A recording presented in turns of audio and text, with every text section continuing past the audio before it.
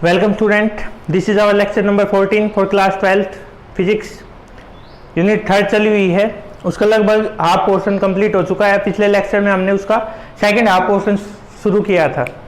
तो आज जो लेक्चर नंबर 14 है हमारे पास,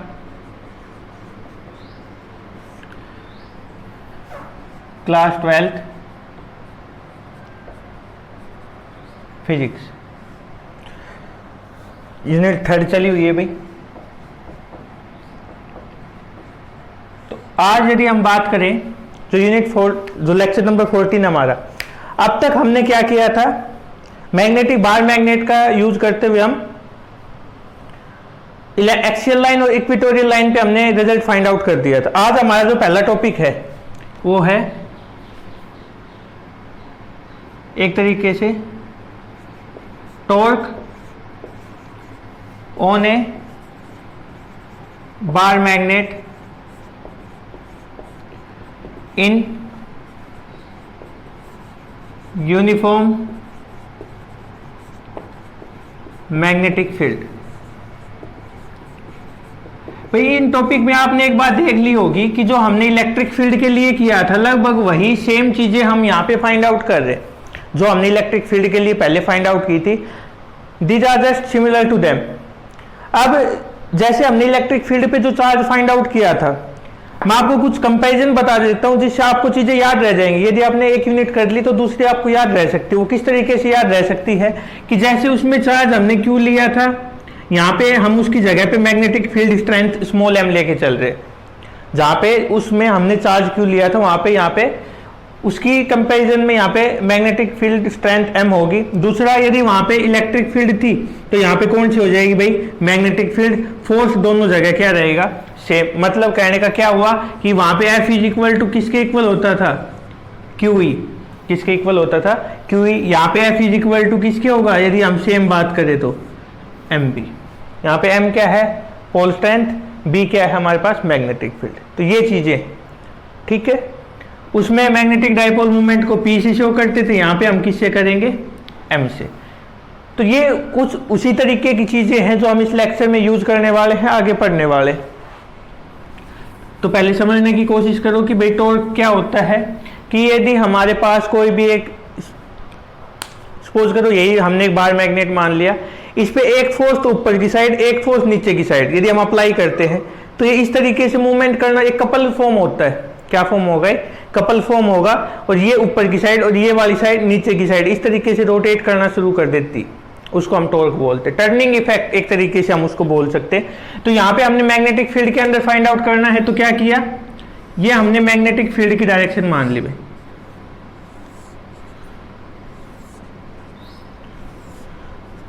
इस तरीके से हमने मैग्नेटिक फील्ड की डायरेक्शन मान ली। यहां पे एक बार मैग्नेट हमने रख दिया, बार मैग्नेट रख दिया। इसका सेंटर क्या है हमारे पास, O। ये सेंटर है और ये क्या है, O। और ये एंगल कितना क्रिएट कर रहा है, थीटा। A और B दो पॉइंट मान लिए। यहाँ पे हमने नॉर्थ पोल मान ली इसका, ये वाला साउथ पोल। ठीक है। नॉर्थ पोल पे जो फोर्स अप्लाई होगा वो क्या होगा भाई, इससे दूर जाती मैग्नेटिक फील्ड लाइन, तो मैग्नेटिक फील्ड की डायरेक्शन में होगा। बी रहने दो भाई, एन और एस लेके ही चलो, क्योंकि बी तो हमने मैग्नेटिक फील्ड के लिए यूज कर रखा। एन और एस दो एक मान लिया हमने, या फिर इसको और कुछ नाम दे दो, या तो इसको अंदर ही रखो। नॉर्थ और साउथ पोल हो गए, पी और क्यू दे दिया हमने। ठीक है। ये हमने एक परपेंडिकुलर, इसका यूज कब होगा वो मैं बाद में आपको बता दूंगा। पी क्यू आर हमने एक परपेंडिकुलर मान लिया। तो जो नॉर्थ पोल पे जो फोर्स अप्लाई होगा वो इसको लेके जाएगा इस डायरेक्शन में, और यहाँ पे जो फोर्स होगा वो अपोजिट डायरेक्शन में होगा साउथ पोल पे, वो इसको अपोजिट टू द इस तरीके से मूव करवाएगा, मैग्नेटिक फील्ड की डायरेक्शन से अपोजिट। ठीक है। तो ये क्या होगा, ऐसे जाएगा, ये वाला फोर्स इसको इस तरीके से लेके जाएगी, ये वाला ऐसे, तो ये रोटेट करना शुरू कर देगा। यही टॉर्क होता है, यही टर्निंग इफेक्ट होता है। ठीक है। अब लिख लेते हैं इसको। Let us consider a bar magnet A bar magnet PQ having two pole N and S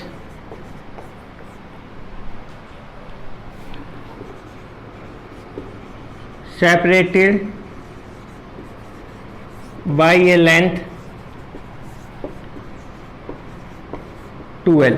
कितनी लेंथ से सेपरेट कर रखा है इसने? 2L लेंथ के साथ। ठीक है, आगे देखो इसमें। अब यहां पे B is the applied magnetic field, applied magnetic field such that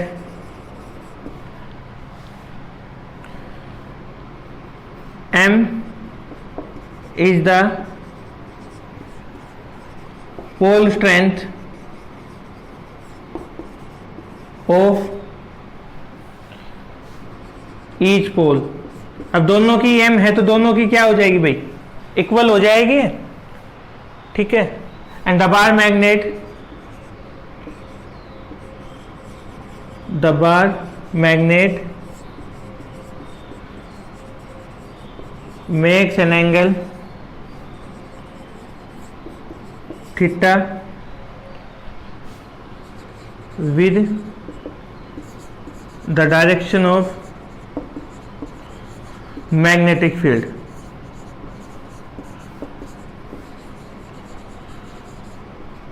ठीक है, डायरेक्शन ऑफ मैग्नेटिक के साथ हमने कितना एंगल मान लिया? Theta. The force applied on north pole is F is equal to MB, which is in the direction of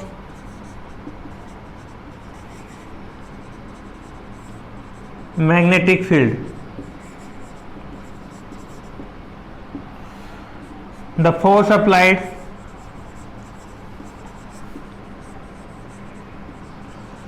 on south pole is F is equal to MB, which is in the opposite direction, in opposite direction to magnetic field। अब दो force equal magnitude में है, opposite direction में, तो इसको rotate करवाना शुरू कर देंगे। दीज टू फोर्स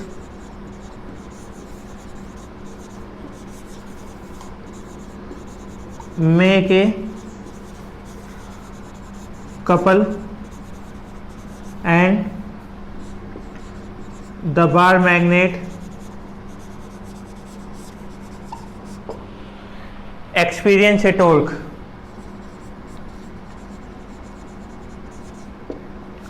एक्सपीरियंस ए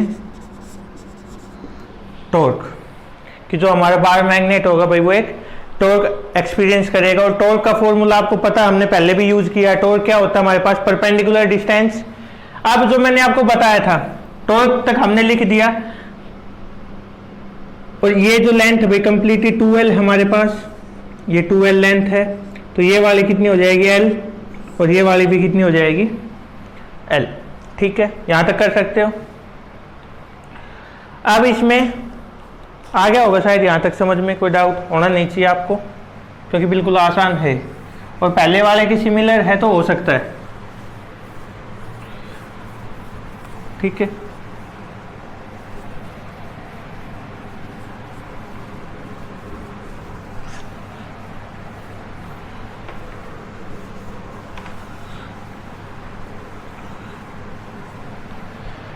क्या कहेंगे भाई, यहाँ पे जो फोर्स एक्सपीरियंस होगा या जो टॉर्क एक्सपीरियंस होगा, लिख लो चलो, the torque experience by the bar magnet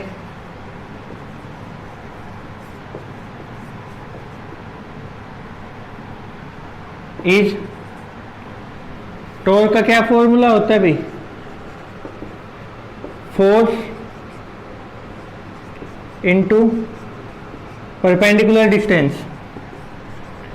इन दोनों में से कोई भी फोर्स ले सकते हैं क्योंकि हमें उसकी मैग्नीट्यूड लेके चलनी है, साइन का कोई भी इफेक्ट नहीं होगा, मैग्नीट्यूड में दोनों क्या हमारे पास equal.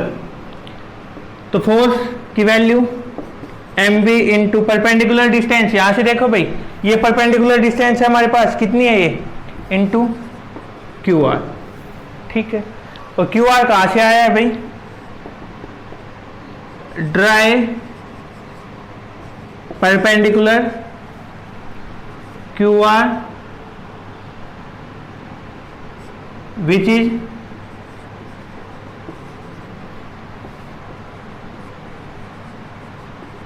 perpendicular to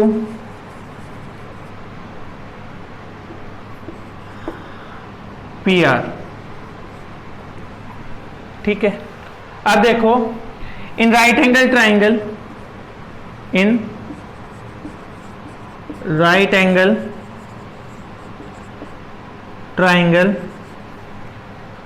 P R Q, P R और क्यू हमारे पास क्या गिवन, क्या फाइंड आउट करना है भाई, क्यू आर मतलब इस ट्राइंगल का क्या है ये, परपेंडिकुलर, दे क्या रखा है, हाइपोटेन्यूज मतलब upon Q P, perpendicular upon hypotenuse sine theta. Q R की वैल्यू हमें फाइंड आउट करनी है, is equal to Q P की वैल्यू, ये कंप्लीट वैल्यू कितनी है, 2L साइन थीटा। तो ये वैल्यू क्या आ गई, क्यू आर की value 2L sine theta, torque is equal to M B into 2L sine theta, ये वैल्यू आ गई। अब यदि यहां से टॉर्क की वैल्यू निकालेंगे तो भाई m into 2L B sine theta, ये क्या आ गया हमारे पास, m into 2L M B sine theta, torque की वैल्यू क्या लिख देंगे, वेयर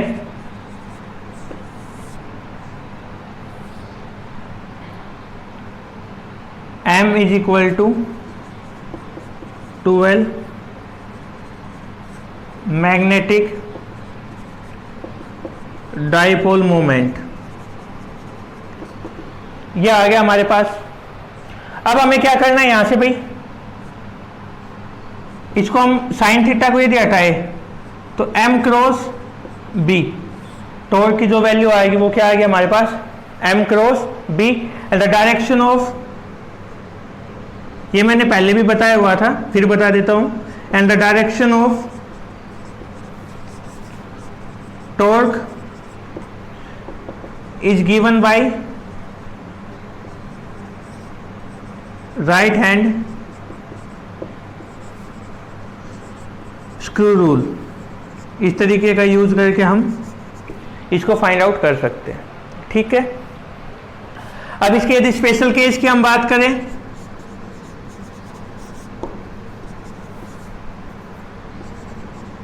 आपको पता है पहला तो क्या हो सकता है, when theta is equal to 0, torque is equal to 0, bracket में क्या लिख सकते हैं, मिनिमम। क्यों भाई, इसका रीजन क्या होगा, sine 0 is equal to 0। Second, when theta is equal to 90, torque is equal to mv maximum, क्योंकि साइन 90 की वैल्यू क्या होती है, मैक्सिमम। ठीक है, बिल्कुल आसान टॉपिक है, कुछ भी नहीं करना भाई। F is equal to M B हमें पता लग गया है, हमारे पास force into perpendicular distance, M B into perpendicular distance, ये हमारे पास दोनों की मल्टीप्लाई करवाई, ये तो, लेकिन परपेंडिकुलर डिस्टेंस की वैल्यू नहीं थी तो हमने यहाँ से एक परपेंडिकुलर ड्रा कर लिया, उसके वैल्यू निकाली राइट एंगल ट्राइंगल का यूज करके हमने। राइट एंगल ट्राइंगल में परपेंडिकुलर फाइंड आउट करना था अपन हाइपोटेन्यूज, परपेंडिकुलर अपन हाइपोटेन्यूज क्या होता है भाई, साइन थीटा। तो 2L वैल्यू गिवन थी, 2L इधर आ गया, मल्टीप्लाई 2L साइन थीटा, ये वैल्यू आ गई, टोर की वैल्यू निकाल ली हमने यहाँ से। m into 2L magnetic dipole moment होता है, ये हमने पहले पढ़ चुके हैं। m इंटू 2L की जगह कैपिटल M लिख दिया, m भी साइन थीटा, ये आ गया हमारे पास। साइन थीटा तो हटाएंगे तो क्रॉस अप्लाई कर सकते हैं यहाँ से। अब ये रिजल्ट आया है टोर के लिए, और इसकी वैल्यू मैक्सिमम और मिनिमम हम बता सकते हैं कि कब होगी। ठीक है, when theta is equal to 90 maximum, when theta is equal to 0 minimum. तो ये था आपका पहला टॉपिक आज का। सेकंड देखो,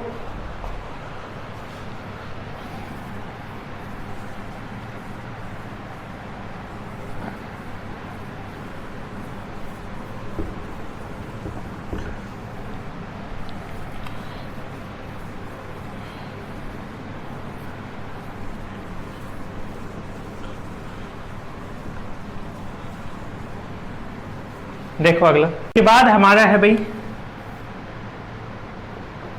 बार magnet as an equivalent solenoid.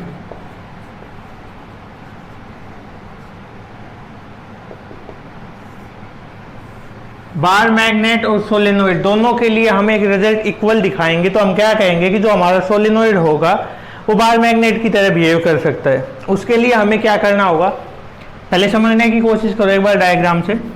एक हमने सोलेनोइड मान लिया, इस तरीके सिलेंड्रिकल फॉर्म में होता है, हमने मान लिया। ठीक है, इसका सेंटर ओ मान लिया, इसके एक्सिस पे एक पॉइंट P मान लिया, एक्स एक्सिस पे है, हमें एक्स एक्सिस पे रिजल्ट पता है हमारा कितना आता है। ठीक है, वो हम लिखेंगे। इसकी टोटल लेंथ 2L मान ली, 2L किस तरीके से, L तो ये होगी और दूसरी L ये होगी। इस तरीके से हमने इसकी लेंथ 2L मान ली। एक्स डिस्टेंस, अब इसको हम हटा सकते हैं क्योंकि आप आगे वाले से समझ जाओगे क्या था। अब इस सेंटर से एक्स डिस्टेंस के ऊपर, कितनी डिस्टेंस के ऊपर, एक्स, हमने एक एलिमेंट छोटा और कंसिडर कर लिया इस तरीके से। सोलेनोइड का है, क्यों किया है, क्योंकि ये सर्कुलर फॉर्म में, सोलेनोइड सिलेंड्रिकल फॉर्म में था, इसका एक बीच में से हमने पोर्शन काट लिया, वो किस फॉर्म में आ जाएगा, सिलेंड्रिकल फॉर्म में आ जाएगा ये। और ये जो है इसकी जो वो है कितनी हमारे पास, dx, ये जो विड्थ है वो कितनी हमारे पास, dx। अब ये जो पॉइंट P कंसीडर किया है ये हमारा इस सेंटर से d डिस्टेंस के ऊपर, कितनी डिस्टेंस के ऊपर है, d डिस्टेंस के ऊपर। ये तो था इसका डायग्राम। अब एक बार देखो हमें प्रूव करना क्या है वो लिख लेते पहले। We know that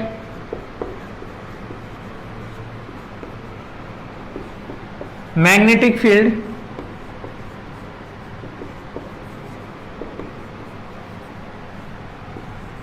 due to a bar magnet at axial line is given by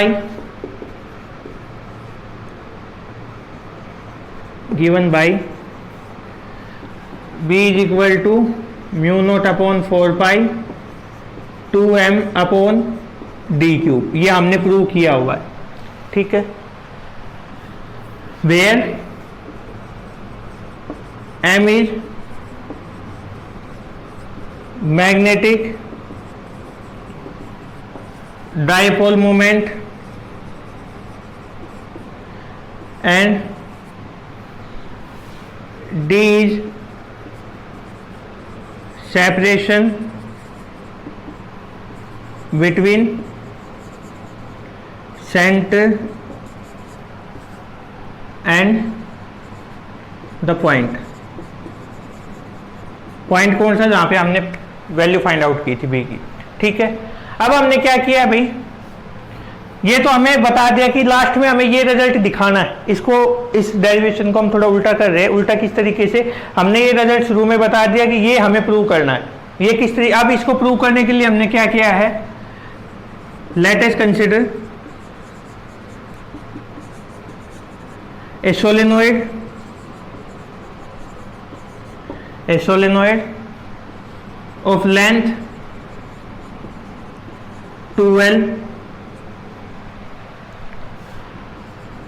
and area of and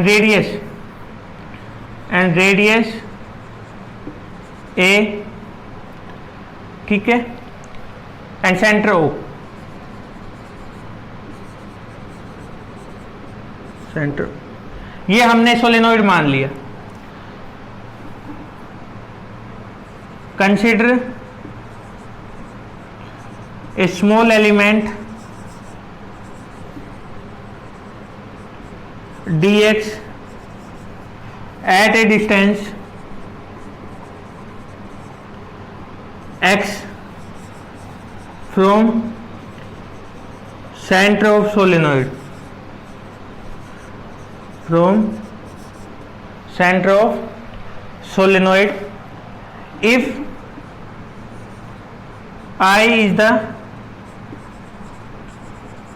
current flowing through the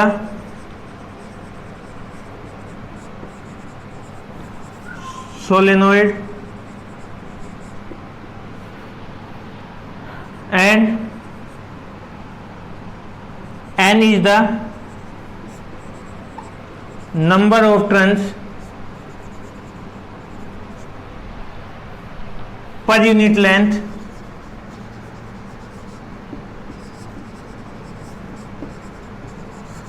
of the number of turns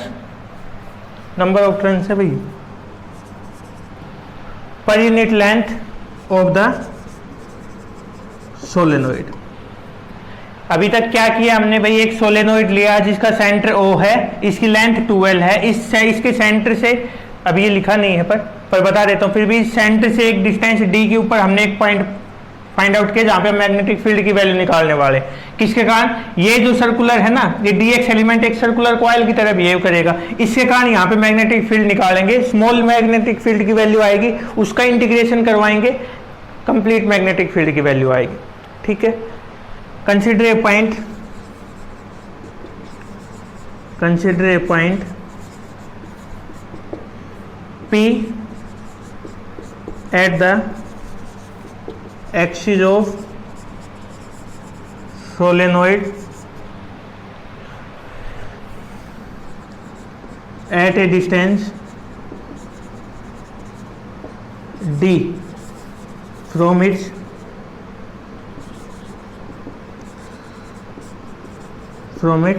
centre, इसके सेंटर की से कितनी डिस्टेंस के ऊपर है भाई, वो d।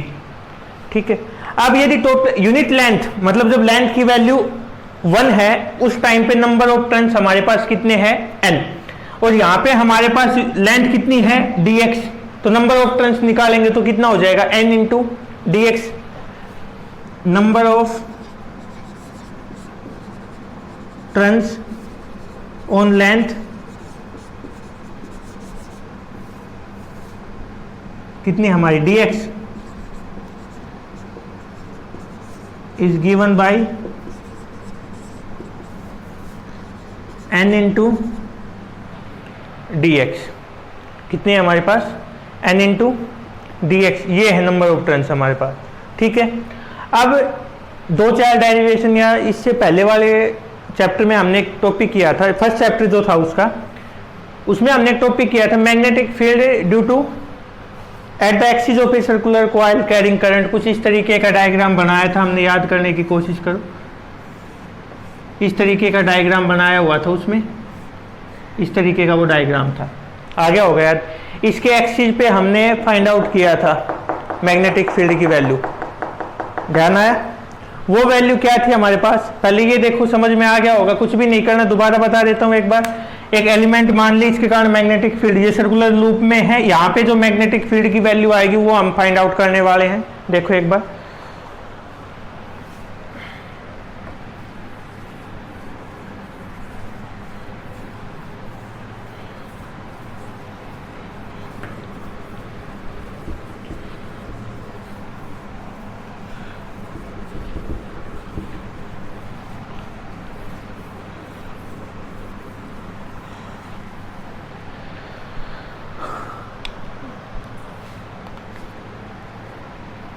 So magnetic field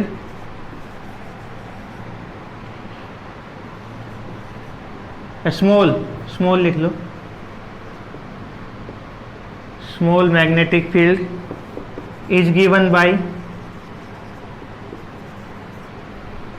dB is equal to mu naught upon 4 pi 2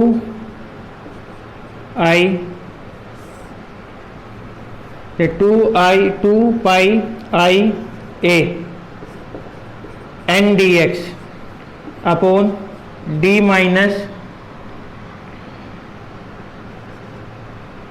x का स्क्वायर प्लस ए स्क्वायर। अब आप कहोगे सर ये रिजल्ट कहाँ से आया? ये रिजल्ट भाई हमारे पास आया है, जो रिजल्ट वहाँ से हमने लेके आए, we D B is equal to mu naught upon 4 pi 2, ये पाई है भाई, pi 2 pi I A N upon X square plus A square.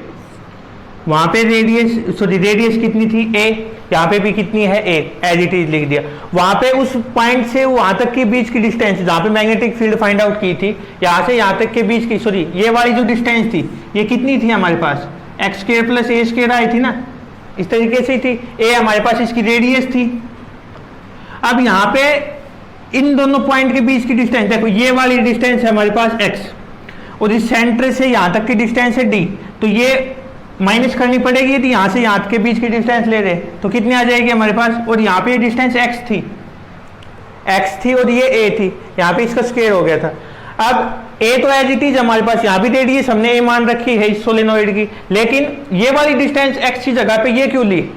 ये हमने इसलिए ली है भाई, ये एक्स डी में से माइनस करनी पड़ेगी हमें यहाँ तक आने के लिए। ये यदि डिस्टेंस हम निकाल रहे हैं इतनी, तो डी माइनस एक्स ही तो बचेगी।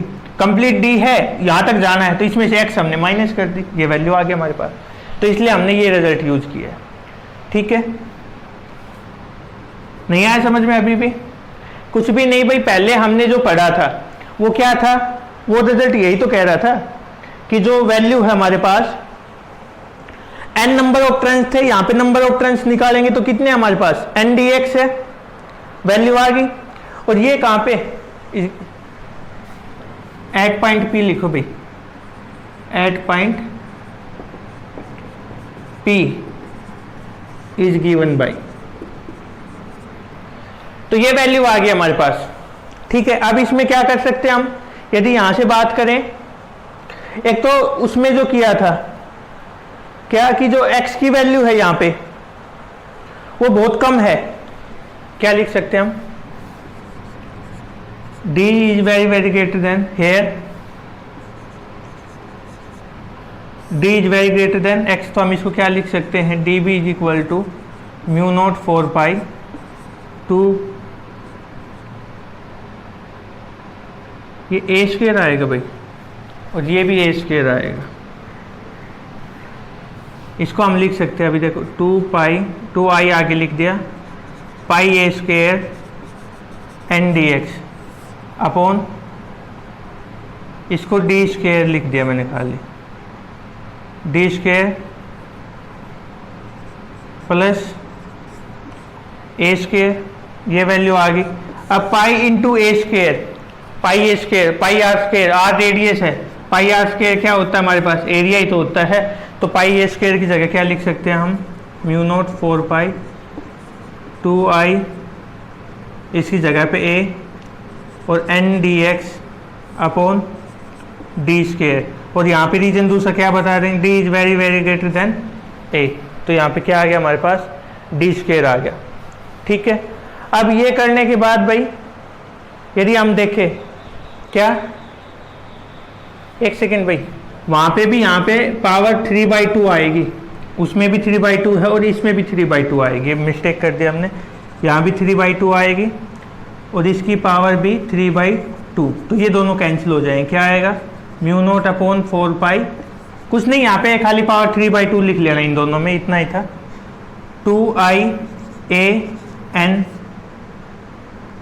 डी क्यूब और डी एक्स डी बी, ये तो स्मॉल मैग्नेटिक फील्ड की वैल्यू है। किसकी वैल्यू है हमारे पास? स्मॉल मैग्नेटिक फील्ड की कंप्लीट की निकालेंगे तो इंटीग्रेट करवाएंगे D B mu naught 4 pi 2 I A N. Integration किसका होगा? इधर अपॉन डी क्यूब, और इंटीग्रेशन किसका होगा? इधर खाली डी एक्स का।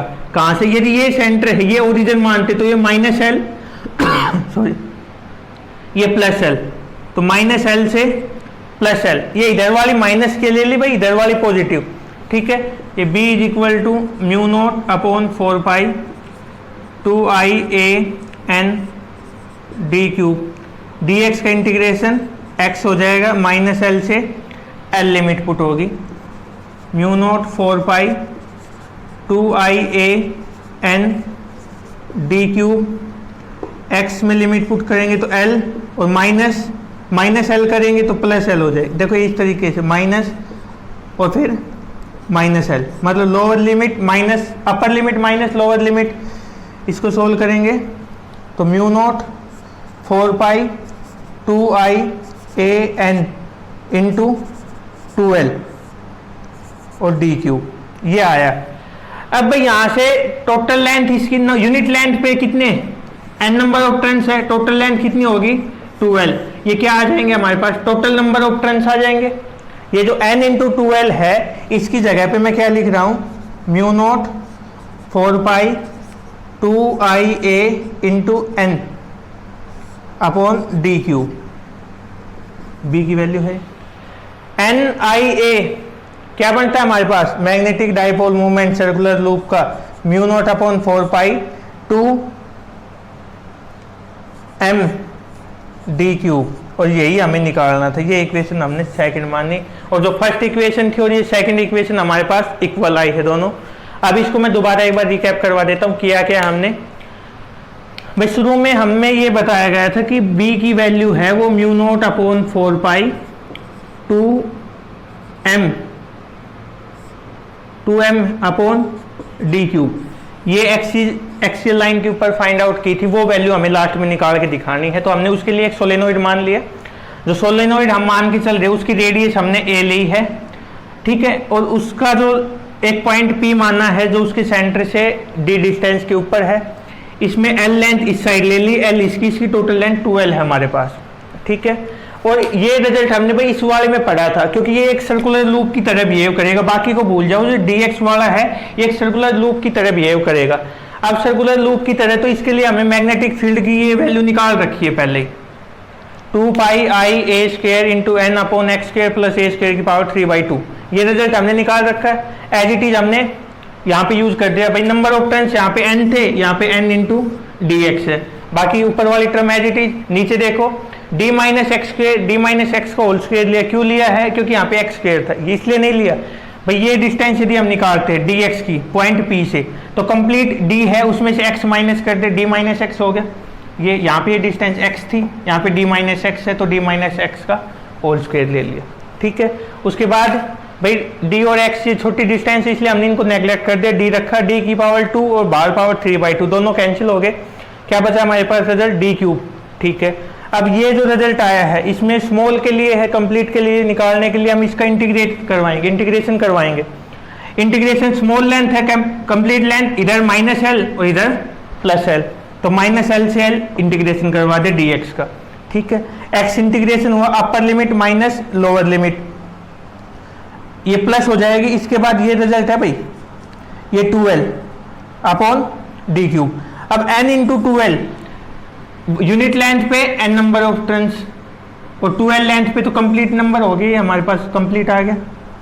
ये n रख दिया, n i a, m is equal to n i a. ये रिजल्ट हमने पहले खूब यूज किया, ये आ गया। तो ये हमारे पास वैल्यू दोनों की क्या आ गई बराबर, यही हमें प्रूव करके दिखाना था। इंपॉर्टेंट टॉपिक है दोनों आज वाले, इनमें से एक पेपर में पूछा जा सकता है। इससे पहले वाला था उसके ऊपर 1 नंबर के क्वेश्चन भी पूछे जा सकते हैं कि जब हमारे पास एंगल 90 डिग्री होगा उस टाइम पे आप मैग्नेटिक फील्ड की वैल्यू बताओ तो क्या होगी। तो उस टाइम पे मैग्नेटिक फील्ड की टॉर्क की वैल्यू क्या होगी? mb। इस तरीके से वहाँ पे 1 नंबर के क्वेश्चन भी पूछे जा सकते हैं, ठीक है। तो ये था आपका लेक्चर नंबर 14।